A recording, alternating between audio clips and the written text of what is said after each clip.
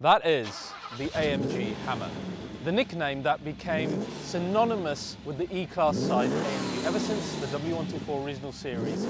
Not just because this was a $200,000 super sedan back then that would make Ferrari Testarossa drivers cower in the slow lane. No, it was because of the bombastic V8s that you would find under the hood, bored out to 6 litres and hitting like an absolute hammer, hence the name. And that rich tradition has continued through into AMG's DNA till this day, all leading up to this final version of the E-Class, which is the E63 S final edition. While I really hope that this only means the final edition of the W213 series, it may well end up being the last ever V8 to feature in an E63, because the future of the E AMG is very uncertain. That's something we're going to discuss later in this video. Today is not about that. Today we're going to be celebrating this final V8 of the 213 series while celebrating the amazing model that the 21 series was. Probably the best E-Class AMG of all time, the absolute king of its segment for as long as it was around. And while you're watching, it's for you to answer, should you buy one of these, either pre-facelift or facelift, the last E63 V8s? Is it a future classic that will stand the test of time? Bear that in mind. And I will also share with you the best mods that you can do on this generation of E-Class, that you can do not just on the AMG but on all the cars, including the huge mods I've done on mine, including the headlights. So you're not going to want to miss this. It's a really important episode today. So let's dive in and check out the final edition of the E63 S.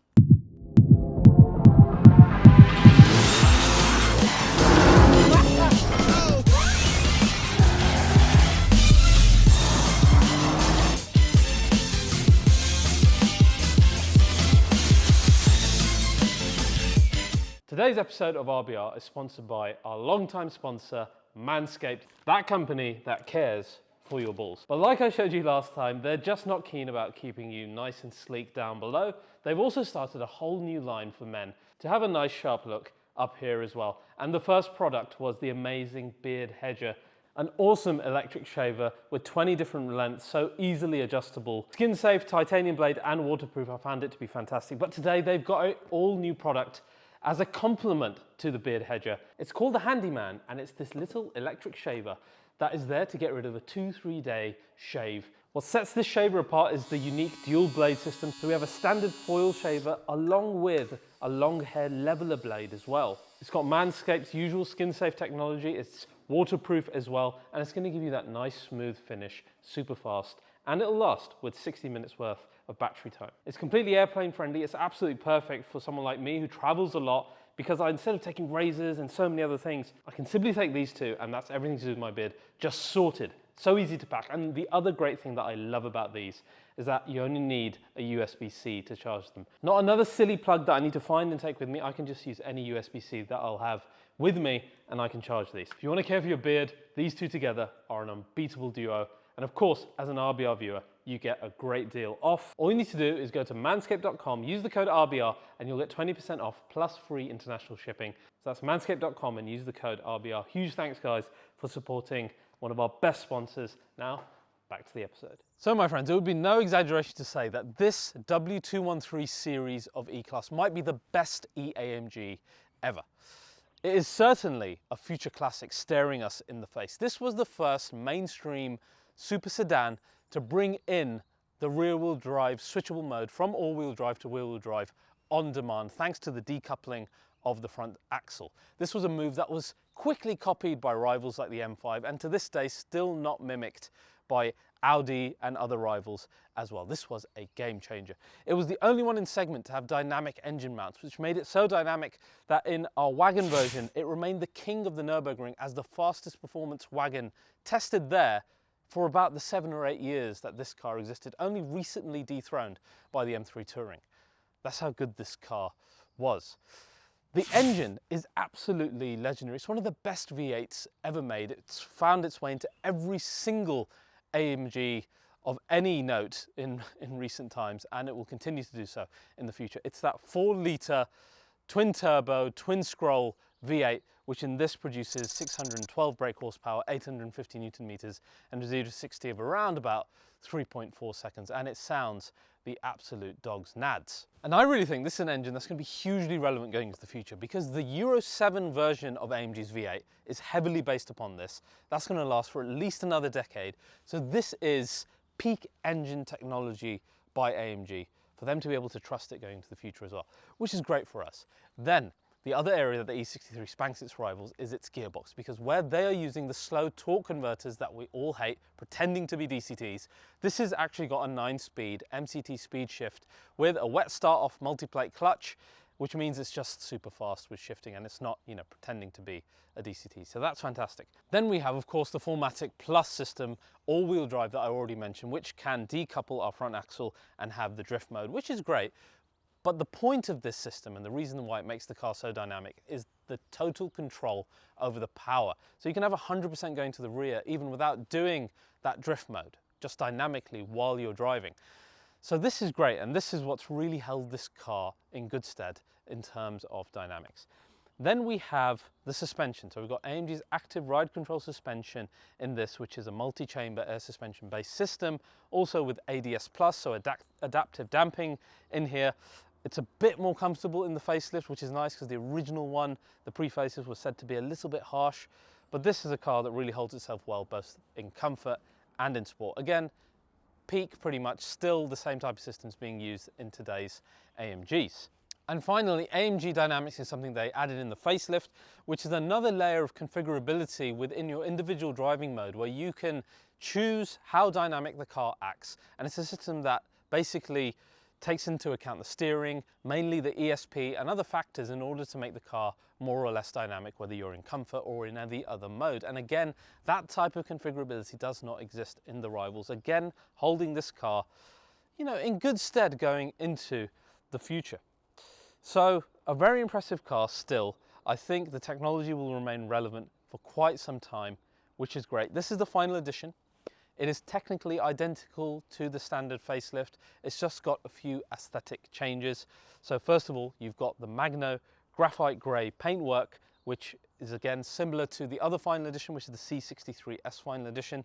We also have the final edition livery on the side of the car, which is pretty typical of AMG editions, and the Affalterbach badge finds itself on the C-pillar, which is a nice little detail. The wheel finish is unique. It's a chrome and black finish that looks really nice. And I'll take you inside in a minute and show you the unique interior, and of course we're going to get onto the mods, so stay tuned for that, you're going to love that.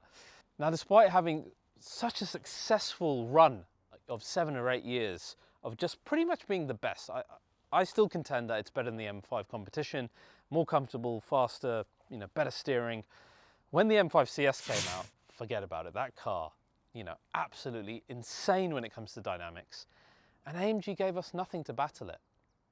And that really bothers me, that they just sat on their laurels when they've been so ambitious in the past under Tobias Moores.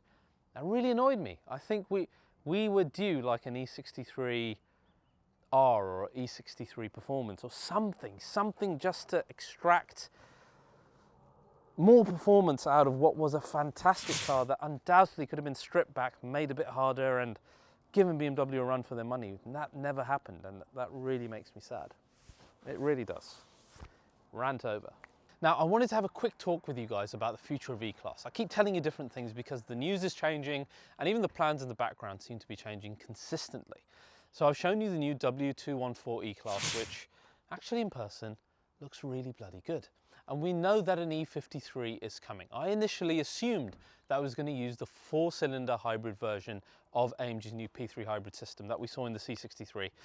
Luckily, apparently that's not the case. Again, take it with a grain of salt, but apparently we've got an inline-6 revamped M256 engine coming into the E53, which, if that's the case alongside a hybrid system, would be amazing, because it's just going to be better than the last E53, right? Still a 6-cylinder with hybrid power, with a battery, with some EV range, loads of torque.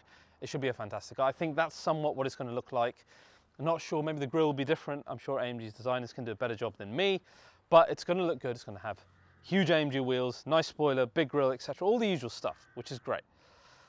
But then the E63, there is still a big question mark over that top model. The issue here is that if they use that inline 6-cylinder with, you know, a more powerful hybrid system, it's still a 6-cylinder versus the V8. And really, I think for an E AMG, given its history, it's got to be a V8. And I'm sure after the debacle of the C63 with its 4-cylinder, there's got to be some Daimler higher-ups who are getting a serious lesson in humility at the moment, or at least needing to know your customer, right? And would you really want to go through that again with an E AMG, where you've got the M5 probably with a V8 hybrid, and I'm guessing Audi continuing their V8 as well? I mean, it would make no sense for AMG to have a 6-cylinder versus those. In my opinion, I think either just go full V8 with the Euro 7 approved engine, or just leave that badge and let it rest. Because to me, E63 is the V8. That's my opinion. Let me know what you guys think. Either way, excited to see what the E53 is going to hold. Now, I want to talk to you about mods. And these are mods that not only you can do on the E Class AMG, not only can you do them on the E Class, but you can do them across other Mercedes cars.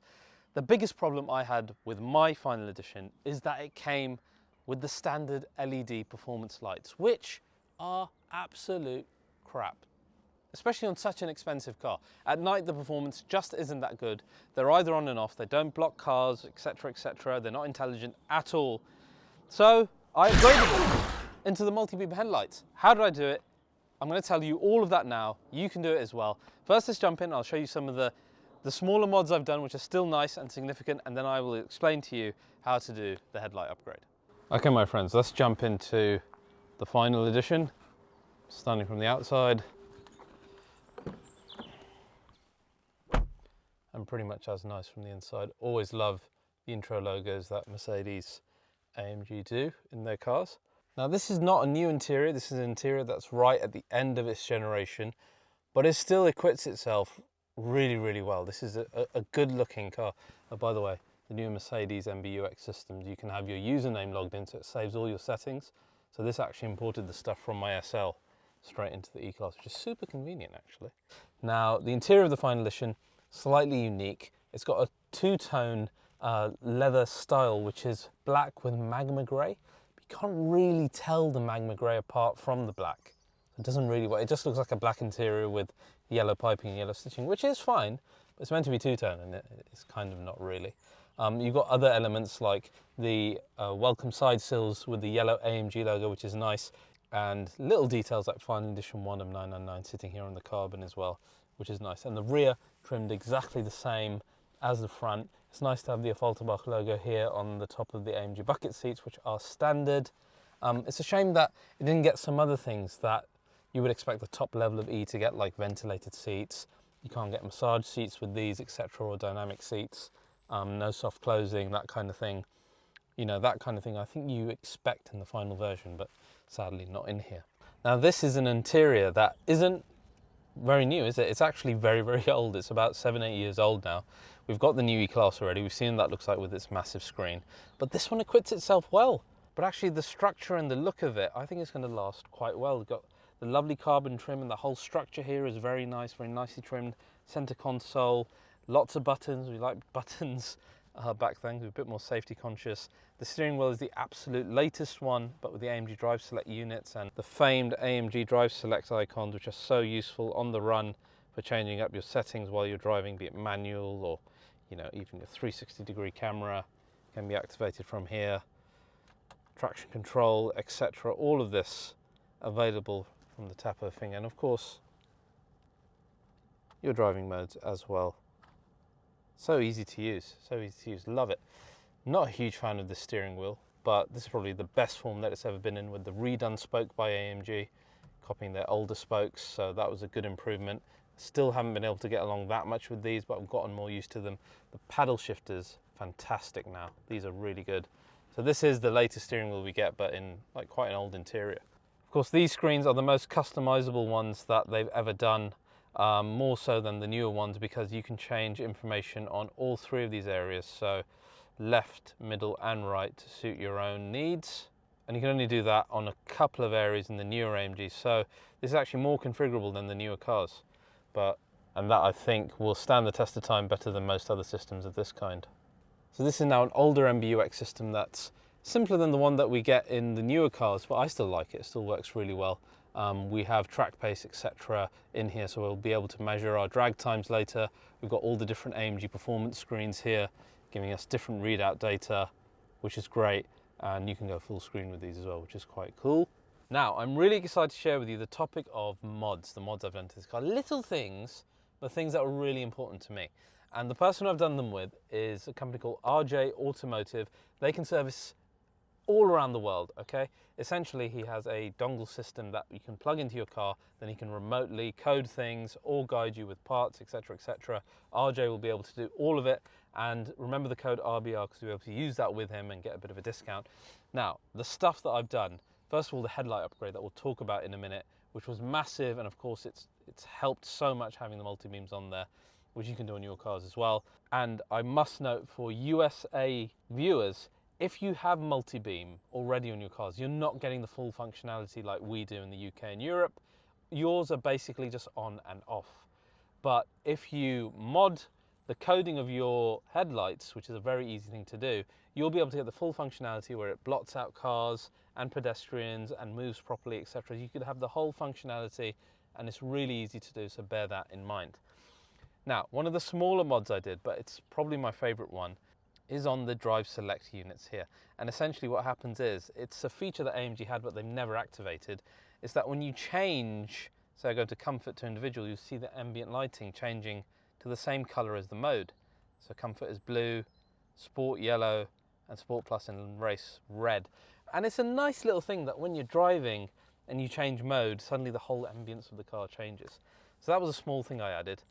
The other thing that was super important to me, I didn't want to spend money on a valve control unit for this car because they're expensive. They're like 500–600 quid, if not more. So what we were able to do is through the coding, tell the car that it just keeps the flaps open the whole time. So my exhaust button, funnily enough, now only actually activates the internal sound through the speakers rather than the real sound of the car. So that was, again, well worth doing. Then, something about my car that I didn't know was deactivated, and that is lane change. So lane change assist in your Drive Pilot has been deactivated. I don't know if you guys even realize this, but on recent cars, you could previously just press the indicator and you would change lane. Now, because the EU requires extra sensors, cars that already have that functionality have had them disabled at delivery. So you've got the functionality, like older cars who are using it, but you just can't use it. So simply, we've put that in there, and now I can change lane just by pressing the indicator stalk as well, which is fantastic. And one thing that annoyed me massively, when I change mode, you get this screen here, and it just stays there for the longest time, and it interrupts all the rest of your content. I know I've gone into sport. I don't need to tell anyone else. And they used to have a toggle to say, don't inform passengers that you change mode, which is gone now. So we managed to reduce the time on that. I could even delete it if I wanted it to. But again, small things like that to personalize the car to my own liking. Now you can do more. For example, if you got an E53, which hasn't got the dynamic handling pack like every single one in the UK doesn't because you can't get it, RJ will be able to activate race mode for you and drift mode. And you can even get the AMG screens if you've got a non-AMG, that's easy to do. You can get these drive select unit toggles installed in your car as well. So there's loads that is able to be done. But like I said, the biggest thing that I did was the headlights. It was so important to me. Let's talk around it now, and I'm going to introduce you to RJ as well. So guys, now you've seen all the mods that we've done inside the car with the software, etc. But the biggest mod by far is on those headlights, which were the absolutely rubbish ones that come as standard on all the final editions that I've seen so far, apart from a few in Europe. And the man to help with that, as I said, is RJ. Hey buddy, how you doing? Hey buddy, good. You all right? Man, yeah. So RJ, your previous job was nothing to do with this stuff, right? Yeah, no, I was an engineer at Rolls-Royce. An engineer at Rolls-Royce. Not cars. You were designing jet engine blades. Jet engine blades. So yeah. The man knows what he's talking about. He's a professional, highly skilled, and this coding stuff is just easy for him. But this was a bloody nightmare when I found out about it, because I actually hadn't realised when I ordered the car. Yeah. And then you sent me a message, and then I got about 500 messages on Instagram saying, yeah. Do you realise that you have the basic headlights? Basic headlights, exactly. Yeah. Right. It's very common because of the chip shortage. They've been fitting the LED headlights. Yeah, and the very ones. poor light output, and it doesn't look very good either. Yeah, I mean, we can show on screen now. Driving at night with those on, you can barely see anything. Yeah. I mean, they're okay, and obviously they meet regs and stuff, but it's not the type of light that you expect from a 2023 car, right? Yeah, exactly. And it doesn't even make the car look aggressive. No. Like the multi-beam does. Correct. It actually changes like and the once eyes you of the see it, car. that's it. Like, you can't unsee it. Yeah. Right? It looks terrible. So we found a set of these, which I found myself on eBay, but you can supply them as well. Yeah, we can if your supply them customers as need well. them. Yeah. The other great thing, like I mentioned previously, you can do this remotely for people around the world. Anywhere in the world. Which is cool. But in terms of the actual install, it looks a bit scary when I show it, because there's a lot going on. We've got the bumper on the floor. Yeah. There's a lot of wiring. Talk us through, like, what's Yes, the process? So we have to take the bumper off, as you've seen before. But a lot of people think it's just plug and play and you're switching one light to the other. Yeah. It's nothing of the sort. We have to actually do a lot of wiring. There's more wires involved with the multi-beam. And we also have to do a lot more adjustment. So we have to adjust it to make sure it's equal gapped. Yeah. Yeah, it took us, if you remember, it took us about Took 3 us hours. ages. Yeah. It took us, then the leveling of the lights Leveling itself. of the lights, and that is where the art is. You have to get the lights in level, and you have to make sure that both lights aren't interfering with each other for the multi-beam to work. And then additionally, the coding. Yeah, the coding, of course. We have to code the camera. There's 2 modules in each light that we have to control, that we have to code, and then we have to code the vehicle's central gateway. So now it's all done, and it all works great. Yeah. So massive difference. And for buyers, when you're looking at a car like this, like, how can you not want it with the best headlights possible? It's just not possible, is it? So guys, if you want this done, either remotely or here in the UK, RJ's details are down below, and if you use the code RBR, he will sort you out as well, won't you? Yeah. Exactly. So do that, and anything else you want from that model list, even more in fact, he'll be able to sort you out. I want to show you his car just very quickly. Brand new C43. And he's doing work on it. We've got carbon parts on the rear that he can source you as well. So these are official AMG parts. He's working on mods, for example, like the steering wheel that we've got the carbon steering with the drive unit select as well. Other things you can do inside cleverly, like with the E63, all possible on the newer cars as well. And he's the man to do it. Perhaps we'll do a video on this. It might be interesting with the C43. But yeah, those are the mods on the E63 S. Now, let's move on to driving it. Now, before we drive, it's important that you hear what the V8 sounds like in its final iteration. So let's turn it on with a bit of an emotion start. And now give you some revs.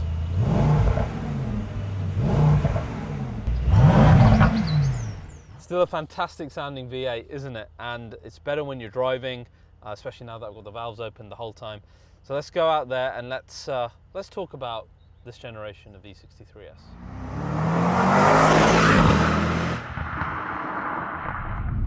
What an absolutely beautiful day to be testing an E63 S. And this car, truly from the start, has set the tone for AMG cars. It's taking that basic Mercedes and turning it into something wild and uncontrollable. And this generation of E63 S has been, I think, probably the best ever, because this was the generation where AMG got really ambitious under the team of Tobias Moores and everyone else around during this era.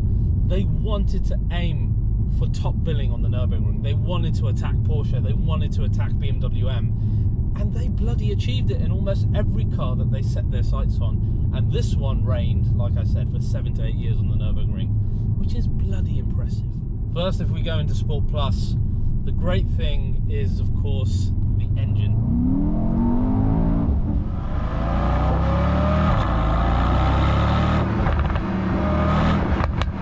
Such a fantastic unit. It's going to be used, like I said, in AMGs for at least the next decade. So responsive, so great to rev out, but then totally playable like a musical instrument as well.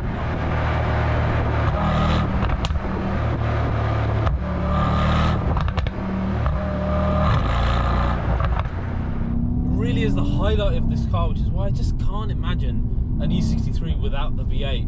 No lag on power delivery, you get a really naturally aspirated engine, power curve, and again, really the highlight of the experience. And then we've got the gearbox, like we said, unlike the rivals, a multi-plate wet start-off clutch that shifts instantaneously when you press the pedal, be it up or down. That's not like the M5, that's not like the RS6. Those cars are laggy.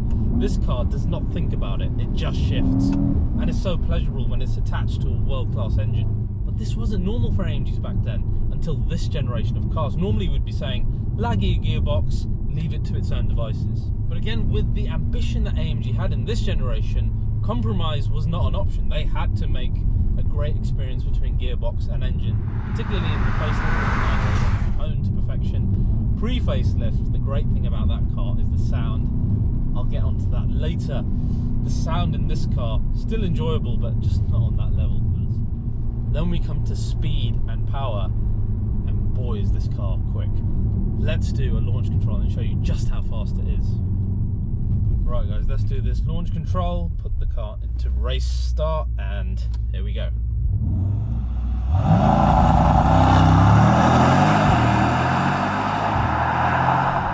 And look at that, 3.05 seconds. That's insane. It makes it almost as quick as the 4-litre C63 with its ridiculous 680 brake horsepower. I never wanted the speed inside. I don't understand the people who get tunes on these cars. You just do not need it. The E63 S is more than powerful and quick enough, as I've proven to you today. Then you come to agility and dynamics, and the steering is fantastic. Again, best in class, only bettered by something way more expensive like the M5 CS. You get great feedback through the steering wheel. AMG really nailing their electronic steering systems, right on par with Porsche. And then that rear wheel drive feeling. Then you've got the active engine mounts and just the dynamism of the car. You've got enough body roll to make it communicative, but not too much. And it really just feels a lighter car than it is. It's just so fun to drive fast. And then you've got the 4MATIC Plus system. They're a trendsetter in the industry for rear wheel drive, drift mode, and totally variable power. M5 copied it, and everyone else followed suit thereafter. But the cool thing, like I said, when you see the AMG Dynamics display here, and it shows you when it's using the power in the front, it's not that often. I'm in race mode, and it's consistently using the rear wheels and only really using the front when I need to. For example, right now, braking in, braking hard in, and then pushing out, it'll use the front wheels in order to pull me out of the corner. And really, that's the only time you want it. You want the car to feel rear wheel drive, and it does. More than anything, when you switch it into those dials for sport or race, you know you're going to have fun, and you have the confidence to do it as well. Ignoring something like M5 CS, which is a limited edition, extremely expensive model, the E63 S is better than the M5 competition. It's got better steering. The dynamics are, on par at least. It's better than the RS6 in terms of dynamics. Not quite as emotional in the facelift, I feel. I think the pre-facelift is a better car in that regard. But in terms of its rivals, it's right up there with Panamera Turbo S as the best in class. And I think going to this next generation where we're getting these heavy hybrid V8s or inline sixes with the E63 potentially, this generation of cars are going to be as good. They're going to feel as powerful on the road. They're going to feel as dynamic because they've got the peak of dynamic technology that we have at the moment. All those future cars, they're going to be heavy. Yes, they're going to be more powerful and a bit better in terms of technology. But when do these cars not feel powerful? And they're so much lighter and they're so much more dynamic. It seems like we're ending up with a lose-lose situation in the future. Just compare this car directly to newer cars like the C63 S 4-cylinder hybrid with 680 brake horsepower. Who cares? Let's not even begin to talk about emotion, where the 4-cylinder gets absolutely hammered by this car, literally, because it is the hammer. If you even look at the V8 hybrid version of the GT63 S e-performance that they're going to be pushing out into future cars, again, too heavy. And you're never lacking for power in this that I'd suddenly say to you, yes, you need an 800 horsepower super saloon. As I concluded with that car, the standard version was a better car. When you buy one of these, it's going to be pretty damn future-proof. Now, in terms of sound, it's good, and you can play it like a musical instrument. You get some lovely pops and bangs.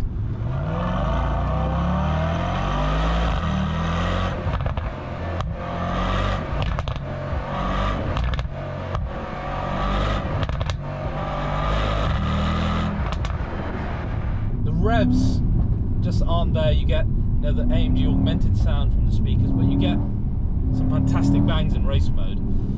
But then when I compare this car emotionally to the pre-facelift, it just can't match it. And that's when I start to think, is the latest and greatest the best? Or should we be looking back, saving a bit of money and getting a pre-facelift without the OPFs? Even if you find one without the driving select tools, you could probably get someone like RJ to install them later. So you're getting most of the interior joy out of the car. I think the car probably looks a bit better on the exterior than the facelift in hindsight, and then so much better sound. I mean, you guys saw my comparison video. If you haven't, link is down below. How much louder was the pre-facelift? It was literally like an AMG GTR. And then compared to this car, you're probably saving a good, 30-40% in terms of pure outlay day one. And this is something that even I am thinking myself as an owner, even though this is a final edition, right? Should I go back to just a louder, yes, slightly more harsher car, because the facelift, it's a bit softer, but you're getting all the emotion, all the noise, arguably a better looking exterior, and most of the interior joy is really something to consider. I mean, huge bang for buck at, what are they at the moment, like 50-60 grand? Well worth a think. If AMG make another E63, I need it to be a V8. It has to be. I don't think the inline six is a good idea. It needs to continue the tradition of the cars of old and as mild a hybrid as possible, because we still want the dynamics of a lighter car.